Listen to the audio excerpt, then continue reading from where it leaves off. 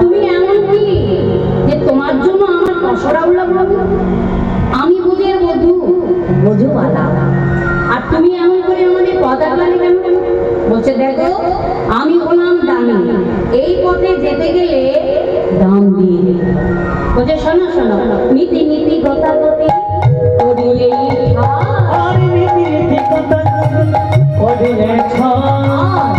পথে মতন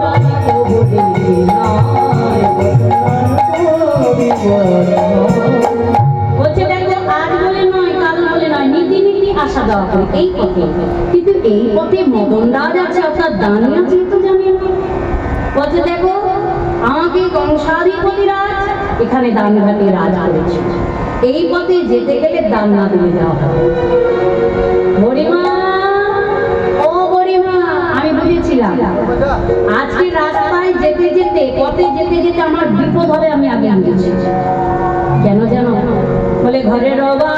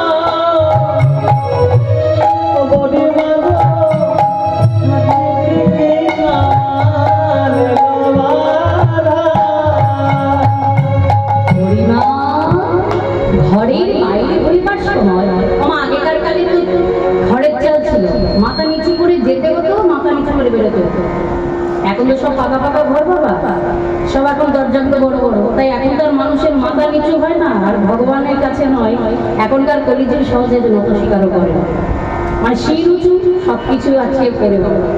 কিন্তু তখনকার সময় মাথা নিচু করে ঘরে ঢুকে, আবার মাথা নিচু করে বাহিরে ঢুকে, তাই ঘরে বাহির হওয়ার সময় ওই চালটা আমার মাথায় ঢুকে গেছে।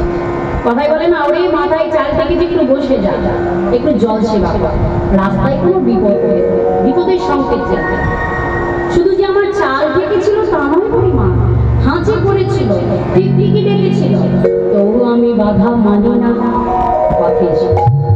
তাই আমার গতিটা করে কি হলো জানো?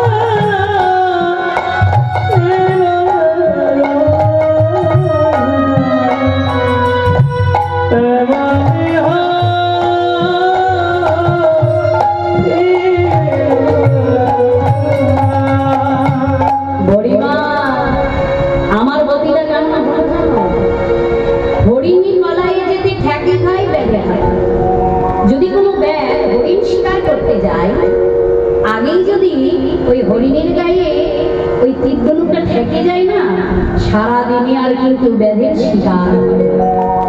আমার গতিটাও তেমন, আজ আমার বোধহয় দিন আর ভালো যাবে না, এই জানি তো পথ ছাড়বে না। কি দেখো এমন কি আছে আমাদের, রাঙালুচি কালো গায়ে গন্ধ কত, সে আবার পথে এসে দাঁড়িয়েছে। গোবিন্দ বলতে দেখো ও রাজাজি, কালো কালো করো না,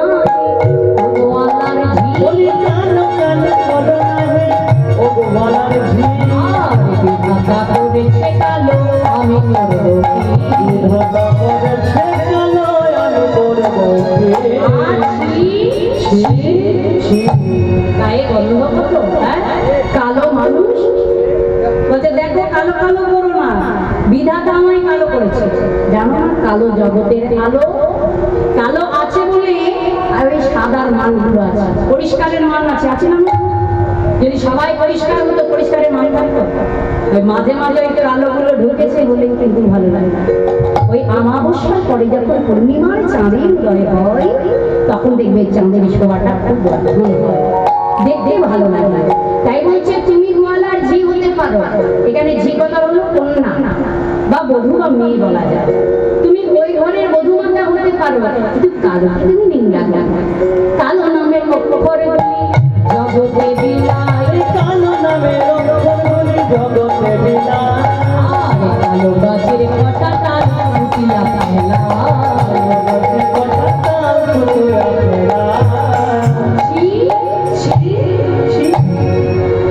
শোনো এই জগৎ দুনিয়ায় যত বই পড়া হয় সব কালো করে লেখা, কি তাই তো বাবা?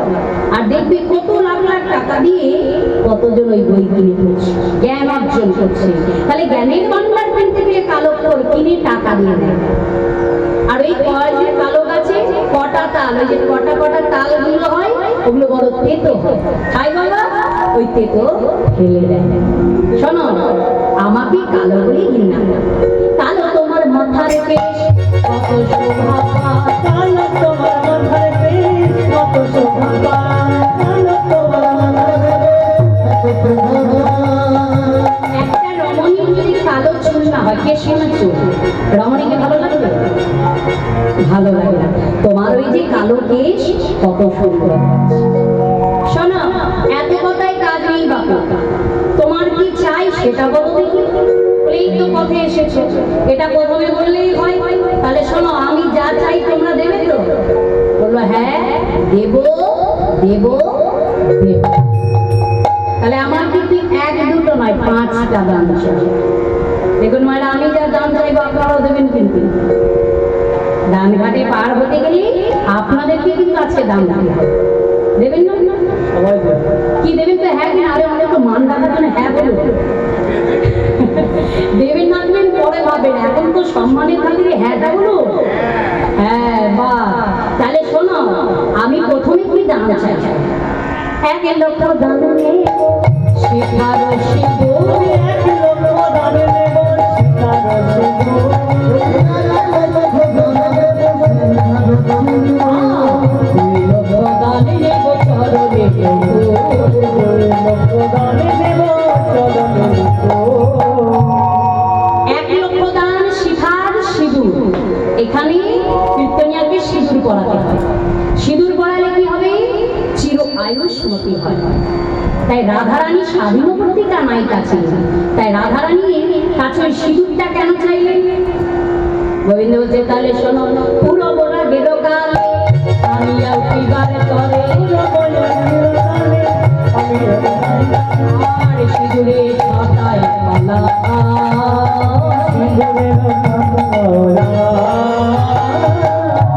কি বলছে মা? বলছে তোমার কাছে সিঁদুর কেন চাইলাম জানো? ওই পূর্ব রাগের সময় যখন স্নান করে তুমি ওই নিতম্ব তুলিতে তোমার চিকুর রাশি, চিকুর মানে হচ্ছে কোচকাচা, ওই কোচকাচুলির রাশির ফাঁকে ফাঁকে ওই সিঁদুরটা 6টা দিচ্ছিল, সূর্যের রশ্মি করে 6টা দিচ্ছিল। আর ওই 6টায় আমার 6টা চলে। কোন 6টা বাবা? কাম ক্রোধ লোভ মদ মোহ মৎসর, এই যে 6 ঋতু আমার দূরে চলে। তাই সেদিন থেকে আমি মনে মনে চিন্তা করেছিলাম কোনোদিন যদি সুযোগ হয় ওই সিঁদুরে আমি চেয়ে নেব। সেই জন্যই চাইলে, তুমি চরণের নূপুর কেন চাইলে, সেটা কেন চাইলে? তাহলে শোনো, ওই রাস হাতে বেজেছিল রুনুঝুনু শব্দ, ওই রুনুঝুনু শব্দ করে এমন মধুর তালে তুলেছিলে তুমি। তাই সেদিন থেকে আমি মনে মনে চিন্তা করেছিলাম, কোনোদিন যদি আমার সুযোগ আসে ওই চরণের নূপুরটা আমি ছেড়ে, তাহলে দাও। আচ্ছা বেশ, সে নাই দেবো, তারপরে দানগুলো শুধুই কি কি চাও? তাহলে শোনো, 3 লক্ষ দানে নিয়ে অবরি মাথা,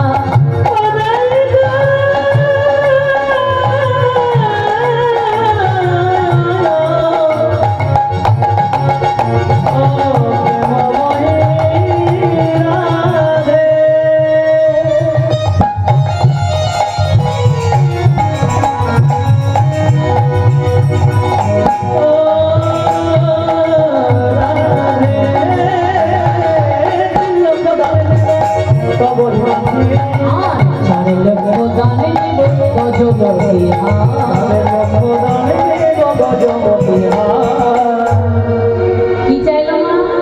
3 লক্ষ দাম, কবরী মাথা।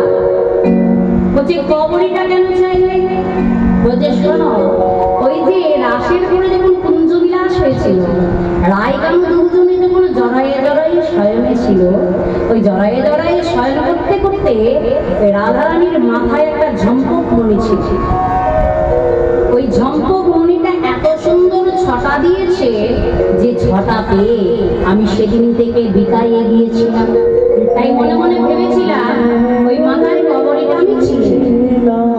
আচ্ছা, মাথার কবরী নয় চেয়ে নিলে, গজমতি হার কেন চাইলে? তোমার কি অভাব আছে? বলছে শোনো রায়, আমি গজটা বাদ দিলাম, বলি ওই চরণে মতি থাকে,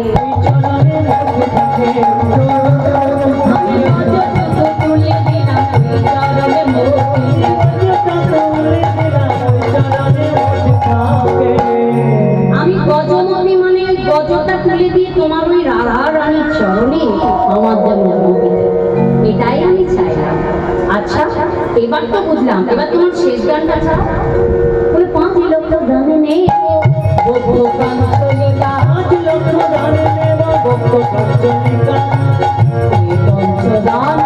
দেহ